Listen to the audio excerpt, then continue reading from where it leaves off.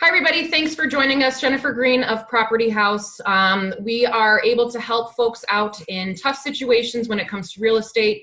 If you're facing foreclosure, if you are getting a divorce and need to sell your home, if you filed bankruptcy, probate, you've inherited a home, any kind of situation like that, Property House is able to help you out. I was actually out today visiting with a couple folks that had been calling me about the mortgage forbearance and they wanted to see what their options were. So know that we're here to help you. You can always visit us on our website, www.propertyhousepartners.com, and house is spelled H-A-U-S, or you can send us an email, hello@propertyhouseinvestments.com.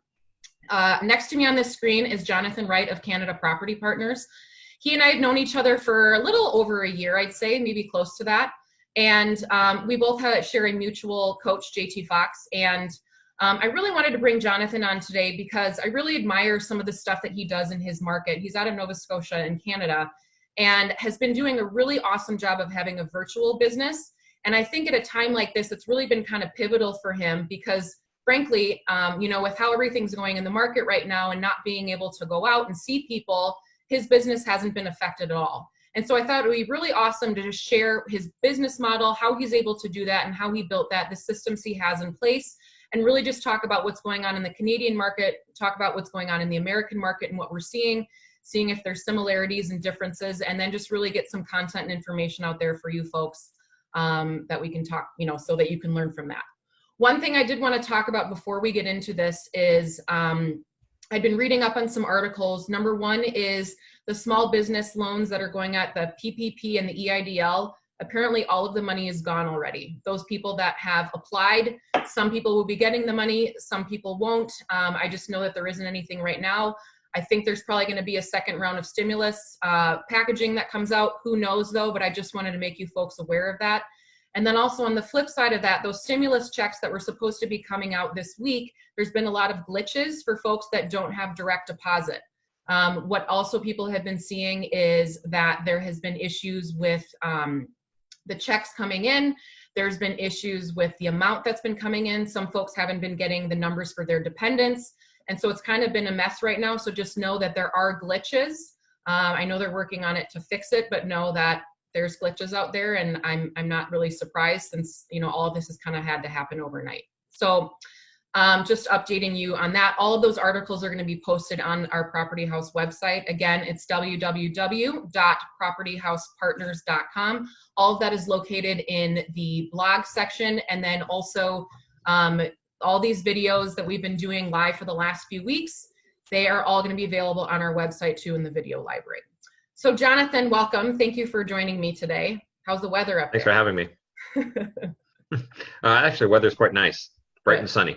Good. I'm glad to hear that. So I like that by us too. So just to start out, why don't you tell us a little bit about yourself and what brought you into real estate? Obviously, I know you have a really cool past of different things that you've done, but what brought you into real estate? For me, I guess the biggest decision that really led me to it is that back about a year and a half, 2 years ago, I was, sitting at home retired from the military, earning my pension while my wife was working ridiculous hours and really not earning her worth. And an opportunity for us to attend a business symposium came up. So we took a look at it, and the option for real estate came up. And I felt that the business model fit, my series of talents. So I said, you know what, I'll give it a shot. So I started getting trained, and got some great mentors, and eventually JT Fox as a coach that really, allowed me to expand my business. And ultimately, my initial goal was really to have my wife retire and enjoy some passive income. And I realized that this real estate idea worked so well. We didn't stop there. We just kept going. So we started accumulating very generous amounts of passive wealth. And for that reason, we just decided to keep going. It's been absolutely amazing, not only for us but for our partners as well. Right. And that's something I want to talk about a little bit later too, because you have a little bit different model of how, you invest. And yep. Obviously, Absolutely. Of course, it's, about helping folks in the beginning, right? And you just picked up, 3 or 4 properties in this last week. Is that right? That was about 2 weeks ago. We closed 4 deals in 3 days. Yeah. Okay. Yeah. I mean, and were those folks that were really looking to sell right now just because of how things are? Yeah, essentially for one reason or another. Every person has a different reason why they sell. A lot of times, at least nowadays, is financial. I would say in about 3 or 4 of those cases, They basically had someone who, was already thinking about selling their property. They're already financially pretty tight. And then when the coronavirus hit, all of a sudden now they were desperate. They had no choice.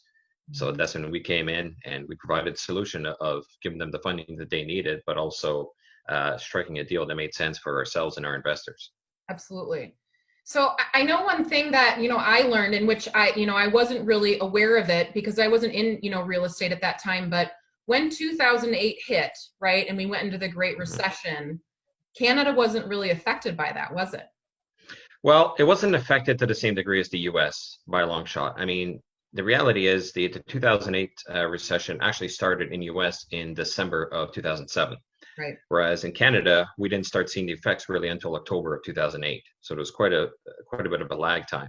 And that was really tied into, the drop in price of oil and other commodities that we exported. So that was the biggest impact on us. But, tying it down to the housing market, we didn't see too much of a drop, really. We saw essentially across the country a 6 to 8% drop, whereas the US saw numbers as high as, 30, 40%. Right. So, part of that is due to the Bank Act, essentially, that was instituted in 1985 after that real estate crash, where the government stepped in and they essentially imposed limitations on how much loan to value people can have on their property. So for that reason, we didn't have people that were over leveraged going into the crisis. So when properties started dropping, we didn't have any real increase in foreclosures, Right. at least not the same scale as the US. Right, because don't most people have at least 20% down, if not more, in Canada? Isn't that the majority of what Correct. people do? Yeah, for a residential mortgage, it's 20% down. Okay. Yeah, I mean, that obviously makes a big difference. And obviously here in the States, it was, a lot of subprime mortgage loans and, people being Correct. without any paperwork. So that totally makes sense. So what would you say now, right now in the Canada market is happening, with the coronavirus? And I mean, I know it's hard for me to say all over Canada. It's obviously a huge country, but, Yeah. can you give us some insight maybe to those hotspot areas of real estate? Well, we're seeing common trends across the country. We're not seeing as many properties go on the market. Every province has its own regulations in terms of what real estate agents can do or cannot do. Some provinces are actually preventing real estate agents from putting new listings up unless it's an actual necessity. And normally that falls into commercial real estate, not so much residential. So there's always ways to go around that. And, we've adapted some of their strategies into our business model. But essentially what we're seeing is lesser inventory on the market. Houses are still selling over asking in many markets. So we're not seeing any drop in value in most places in Canada. Now there are exceptions. If you go into the prairies on basically to the west of the country, you're starting to see some deals to be had out there, but you're still having to hunt for those deals. What we're anticipating, obviously, is once these restrictions are lifted and properties start flooding the market, that's when we're going to see, some great deals to be had. Because at that point, at the tail end of that, you're going to see some people are really desperate to sell. Right. Yeah. I mean, I'd have to say around here, even in, the Midwest, what we're seeing, and just other friends and, folks that I've talked to is anything really under 350 is still selling pretty well. Yes. And if not going for over asking, if they're ready to go, right? Yes. Retail properties, those are flying off the shelves more or less. Yeah. Same here. Right. And that's why I kind of wanted to say that. It's like, okay, it's not just a Midwest thing. It's really kind of happening everywhere because like you said, those folks that are living in their homes, they don't want to keep their house on the market anymore. And so those Correct. ones that are out there, those are kind of going quickly because the inventory is down so much. Yeah. Right. So very much so. That. Yeah, you're seeing that. The exact same thing. Same thing. Right. So, one of the things that I really kind of had admired about you, and that I think is really pertinent for folks that are doing real estate right now and are really feeling kind of lost because, people don't want them in their houses and they're not able to get out on appointments. And, you've really set up a business that's about being virtual. So, tell me a little bit more about that and why you decided to do things that way. Well, when we started our business, this was long before the coronavirus was out there and we even anticipated it. It was more to make our operations that much more fluent. So essentially what we did is we did the face-to-face meetings with all the different professionals, whether it's inspectors, realtors, lawyers, and so on. And we established a communication system within our business where whenever we start going into properties, everything happens on more or less an automated basis entirely by email. So that's how we were operating going into the coronavirus. So essentially, the process is that when we get a property under contract, it's in the hands of the realtor. Then it gets handed off to the lawyer to start going through his due diligence. The realtor coordinates the inspections, the appraisals if we need them, and all of that happens essentially electronically from our point of view. So they're the ones that are physically going to the property and taking care of all that for us. And then, once we go in for the final inspection, a lot of times I would do virtual inspections anyway. So they would go in with a phone with video and walk through the property. Because again, we're investing across a very large area and it's just not practical for us to travel. So this option to close virtually was already there. So when this hit, it didn't change a whole lot in terms of the acquisition portion of our business. In terms of the holding portion, because we do mostly buy, rent, and holds in our market for obvious reasons out here, because the properties are so cheap and the rents are so great. And what we did is we started doing virtual tours in our properties. Okay. So we hired companies to do 3D virtual tours, very similar to what the real estate agencies are doing now for properties on the market for sale. We're doing the exact same thing for properties for rent. And what it allows us to do is to showcase our units to tenants virtually from their home. And the only tenants that show up to the property are the ones that are very, very interested and most likely to sign up and take on the lease. So it minimizes the tire kickers, which in this market is very, very important. Right. And do you feel like setting up that virtual tour has really made a difference, not only in your rentals, but just maybe people who are even coming to look because they know that's available? It's made a very big difference on two major fronts. First off, with our property managers, they're spending a lot less time showing units. The turnaround time to show a unit to single tenant is about 30 minutes by the time to go in and sanitize the property and everything. So now they're able to do the tours virtually, and they're only having to do these in-person tours for 1 or 2 potential tenants. So it really shortens their timeline and allows them to be a lot more efficient. From the point of view of the tenants, they're a lot more interested in our properties because they're a little hesitant to be going to other people's properties for the same reason that people are hesitant for them to come to theirs. Right. So by doing the virtual tour, they can get that comfort, a sense of comfort essentially from that unit and go, you know what, I really like that unit. I don't have to go there to see it, but I just need to go there with the eyes on just to get that final comfort level. Yes, I want it. So for them, they're able to do, because we're giving that service, they feel a lot more comfortable working with us. And a lot of times we're getting tenants for that exact reason. They're choosing us because we're offering that service and our competition is not. Right, right. So would you say that's been kind of like the biggest thing that you've done is, with that pivoting or what, in terms of that is really just bringing in that 3D tour available and then correct. That's really kind of helped. See, and that's, I think, what we tend to not think about is, gosh, hey, we can't go into these houses, but what can we do to still make it feel like people are still in the house, right? I mean, how many Correct. people right now are saying like, I haven't even seen this house, but I already feel like I've been there because of these 3D tours, right? Correct. Yeah, and I suppose you've probably gotten some pretty good feedback of saying like, wow, this looks exactly like I thought it did in the, that it did in the video. Exactly. Because these 3D videos, they're very, high definition, high quality, and they capture every detail. And it also gives them a sense of the layout of the property, which pictures don't. A lot of times you're surprised. I mean, I'm sure you've experienced it yourself where you've seen photos gone into properties and you're shocked. Whereas with this morning. There you go. I've been through that many times myself. But with the 3D option, it's far less the case because you're getting a full sense of the property. So when you're going in, you already know exactly where you're going, you know where everything is, and it almost feels like you know the place. And right. For them, it allows them to develop that connection with the property before they even show up. Right. So when they see in person that it's exactly the same as what they saw on video, that connection is just reinforced, and then they come out ready to sign a lease, which is ideal in this current market. Well, yeah, absolutely. So do you feel like you've had to change, what your buy price is based upon what's happening out there? Have you made any adjustments on that side of things? We have, although we're not anticipating a huge market correction, especially on the East Coast where we do most of our investments. Right. We have tried to renegotiate our properties just to add that extra fudge factor, if you will, for the potential for a drop. So yeah. We're primarily there to protect our investors, to ensure that we don't have to come back to them and say, our investment is not giving us the return we expected. So we've been a lot more aggressive on our negotiation. Any properties we had under contract when this all started, we actually went back to the negotiation table. And for those 4 deals, we brought down the total price by about 11.3%. Well, you're so across the board. No, It's an that's approximation, but yes. yes. No, Yeah. and I know we talked about this the other day too. I mean, in reality, I've kind of had to do the same thing, and that's not something that, we typically do. I never change my price. Whatever we, offer, like that's our number. We don't change it.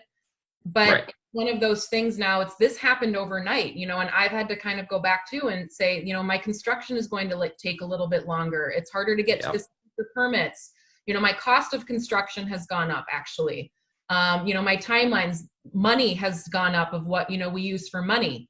And Yes. so, those are the things that all kind of come into play. But one of the things that you also do, talking about, purchasing these places, and another thing that you do is you have a lot of partners that you bring in, right? And more or Correct. less like equity partners. Yes. And so talk to me a little bit about how that works for you, and what you feel like that has done for your business. Well, when we first started investing, we noticed very quickly that not only can we get real estate at a very, very low price, but we're dealing with a market out here on the East Coast where in many regions, up to 70% of the population are renters. So that provides us with an excellent demographic of people that we can access for tenants. Yeah. So we figured, okay, we'll try the buy, rent, and hold strategy and see how it works. And initially, we went with the typical approach where we get a money lender and we provide 10%, 12% return, and refinance. And we realized very quickly there's a lot more money on the table that could be used more effectively. Okay. So we started bringing partners in because since we're able to cash flow so well on these properties, we're essentially offering our investors infinite returns. And the way that works is that, let's say, for example, they come down a property that has a purchase price of $100,000. We raise the rents, we do the renovations as you would in a flip, but instead of selling a property, we just refinance. Sure. So let's say the property is now worth 160, and we decide to get a commercial mortgage, 75% loan to value. That's 120,000. So if our renovation cost was 20,000 or less, then essentially the investor is getting 100% of their money back, Mm-hmm. and then they get 50% of the cash flow. So if we decide to own the property for 20 years, they pull out their money, but it's like they're still getting interest for the next 20 years on money they took back. Right. So essentially they're getting that infinite return, because then they can take that 100,000 and invest it in another deal with us or elsewhere in the market, wherever they want. So it provides the investors flexibility while building their passive income. And again, this can be done in any market. It's just a matter of finding the right deals. Well, that, and then also knowing that you're providing them value and they're providing value to you, right? It's kind of a mutually beneficial relationship, and you've built up that trust in those partners, right? And they keep coming back to you because you keep providing. Correct. Right. Yeah. So on that side of it, I mean, to kind of go back to the homeowners, one thing that you do and one thing that I do as well, and I think it's really important to talk right now about being creative, when it comes to real estate, because creative times of real estate is back, right? And so you do a 3-offer system as well to the folks when so tell me a little bit more about that and how you structure those. Well, the 3 offers, essentially, if we're going to be buying a property, we're going to have 3 simultaneous offers on that same property. And we had 3 different price points. So the first offer is what would probably be a normal offer under normal circumstances, with bank financing as a clause and so on and so forth. Right. Then we drop the price a little bit, but then we offer, like seller financing. So basically, in this case, the seller would cover the mortgage or things like that, but we drop the price a little bit, or we drop the price even further, and then we just go in with a cash offer. Okay. So that way, we're essentially putting the ball in their court to make a decision for what fits them best. Of course. Yeah. Right. And have you found that that's been really helpful, that people appreciate that? Because I know for us, it's like, here's what we can do. You choose what works best for you. And I feel like it's been very helpful that it's not. It's made a lot of difference, because initially when we were just going with the cash offer, since we had the partners on board, if they didn't like the price, they just rejected and walked away. Right. Now that we gave them options, it starts a conversation. They're going, well, option 1 and 2 doesn't really work for me, or option 2 and 3 doesn't work for me. What can we do? And once we get that dialogue going, that's when, the lines of communication are a lot more fluid, and we can start, to deconstruct what their situation is. And, we can help them the best way we can. So we identify what their problem point is. And oftentimes it's financial. So, we determine what liens they have, what debts they have, and then we try and set up a deal in such a way where they can walk away knowing that they got a decent value for their property and a little bit of cash on the side to get them through this crisis, will at the same time provide us a price that makes sense for investors. Right. So, to folks who are maybe just starting out, or people who've been in the business a long time, and, I mean, we're hearing about a lot of things of people over leveraging, right? Mm-hmm. And, a very prominent force right now in real estate, there's rumored out, Yes. filing for bankruptcy, right? Yes. So, what do you think would be kind of the best, I guess, most stable and safe form of investment right now when it comes to real estate? Well, to be honest, residential properties are always a good bet because people always need a place to live. We're staying away from small commercial units right now simply because with all the smaller businesses going out of business, there's going to be a lot of rental space available in the commercial market, and it's going to be highly competitive. And in all honesty, yeah, you can provide additional value based on location and whatnot, but it's mostly the best way to compete is going to be by dropping your price. Right. So for us, it doesn't really make much sense to get into commercial at this point. Again, if the right deal comes along, we won't necessarily walk away from it, but so far we haven't quite seen the great deals come up. For residential properties, it's been a safe bet. The danger, though, is multi-unit residential right now in many parts of North America are going to be suffering because a lot of these people have over-leveraged and their expenses, of course, are much higher. So if you've got 50% of your tenant base not paying rent in an 80-unit building, that's a very serious problem. So unless you've built up significant cash reserves, you might see these properties come up at a serious discount. So right now, that's what I'd be on the lookout for, is trying to get these multi-units for a great deal. Now's a good time to buy them. If you're holding them, it could be a bit of a challenge. But for us, we focus more on smaller multi-units. We're able to turn around the properties a lot more quickly, and they tend to be a lot more stable. Right. Has there been some like government relief coming from, the Canadian government and that type of side? Like I was talking in the beginning with SBA loans and different things like that. What's happening in Canada with that? Oh, in Canada, there are a myriad of different programs that have been released. First off, the government has essentially introduced employment insurance. So basically, unemployment insurance for anyone who's basically lost their jobs as a result of COVID-19. It's been a very quick application process, and within about 10 business days, they start getting their check. And in this case, it's $2,000 a month. Okay. So everyone is getting that, which in our market is great because the average rents in our units are about $700. So if they're getting a check for $2,000, they can cover their rents. Yeah. So for us, we're not having any issues with people not paying rents out here. Okay. So I mean, there's government relief for that. For businesses, it falls under numerous different categories. There's provincial relief programs, there's federal relief programs, and as far as we can tell, funding is still available. So I know funding is pretty tight in the U.S. In Canada, it's still available. Okay. So the relief is there. So thank you. That was, if somebody's really kind of looking either to maybe partner with you, since obviously I've talked about my information on our lives too. What's a good way for them to get a hold of you? Well, you can contact me either through Facebook. I'm pretty active on there, through our Facebook page, or just contact me on my email address. We can probably include it in a comment in this video. We'll post it. Yeah, and that's usually the best way. We'll start to talk about what your investment needs are. That's really important because our goal is always to find the deals that match your needs. So once we find out exactly what it is you need for your personal growth, your business growth, that's when we can sit down and find the right deal and get you started. Perfect. And then same thing, obviously, for folks that are looking to sell, around your area. I would assume that would probably be the best way to get in contact with you too, right? Oh, absolutely. If you have a property to sell, then we're definitely interested.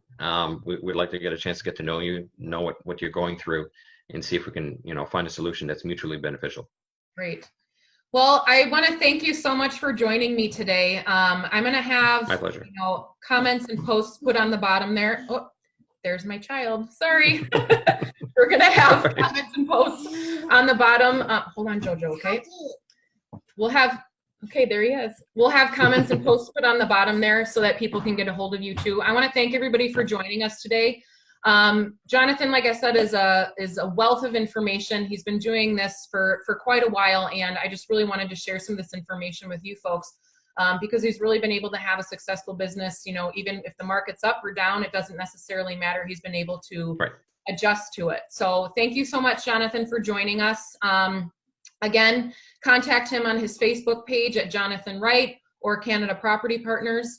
And then also too, to get a hold of us, you can always go to our website, www.propertyhousepartners.com, or you can give us a call too directly at 612-234-2476. And then Jonathan, do you guys have a website, don't you? Yes, it's CanadaPropertyPartners.com. Perfect. All right, thanks so much for joining us, and we will see you on Thursday. On Tuesday.